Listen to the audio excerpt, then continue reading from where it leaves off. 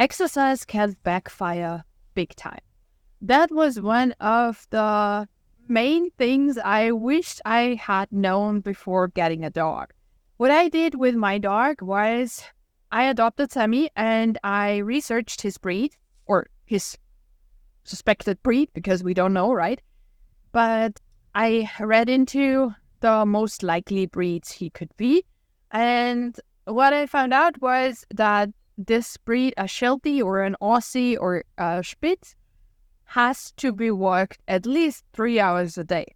And that was what I did because many different sources on the internet said so. So I did that. I walked him 3 hours a day and he was becoming crazier and crazier and crazier. Of course he did, because all these new things, all these new stimuli, all these new smells and things he could see and everything he just hadn't seen before. And that's what happens when we walk a really long distance, because everything is new, right? And we can't even start to imagine what our dogs smell. So this is something that is way too much for rescue dogs, in the beginning at least. And for dogs who have a high stress level, for puppies, of course, for every dog who needs to relax a little bit more.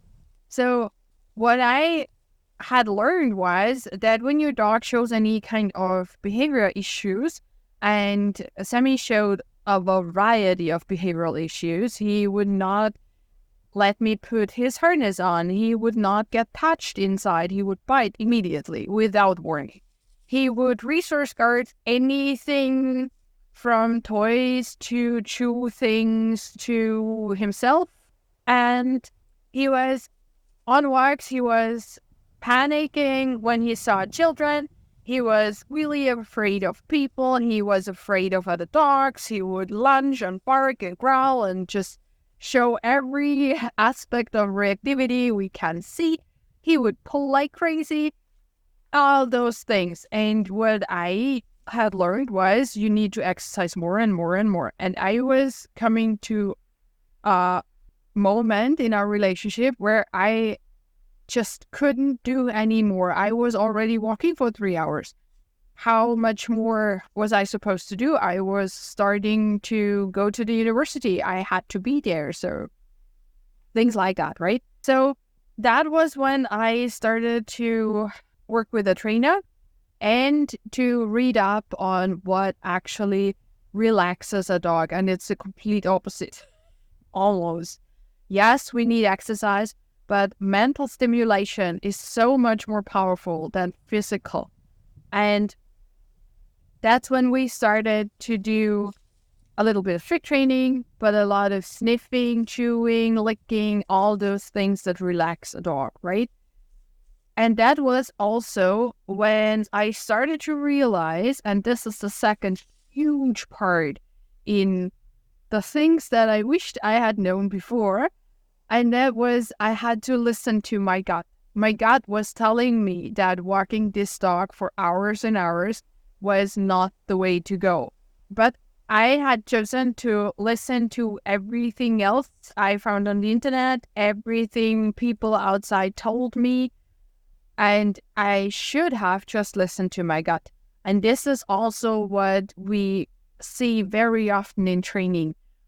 Our gut tells us that some things are just not okay. Our gut tries to tell us when we are not being fair to our dogs. It tries to tell us that we should choose training that makes our dogs feel better and not worse, and that makes us feel better and not worse with the situation. And the thing is, your gut realizes what's going on between you and that individual you're starting to build a relationship with. Your gut recognizes that, all right? So the feeling you have is almost always more precise, more in tune, and more accurate than anything anybody outside can tell you. They don't know your dog. They don't know you. They don't know the history. They don't know the story. They don't know your relationship, right?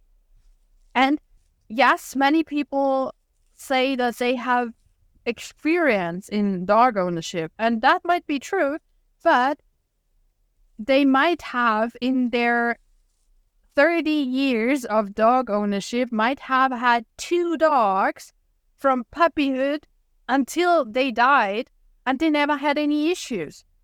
That is experience, yes, but it's not useful for your situation. And even if they had a dog that were very similar to yours, it's not yours. There is so much work.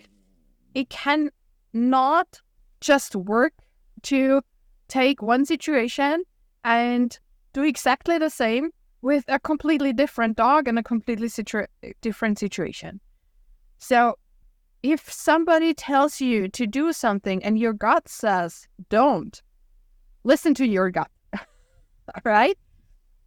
And I would love for you to put in the comments what you wished you had known before getting your dog. And if this is something that is just specific to your dog because your dog has something special like every dog has, right? Or if this is something for dog ownership in general. And if you want to know how you can exercise your dog mentally and physically, species appropriate, and to relax your dog, watch this video.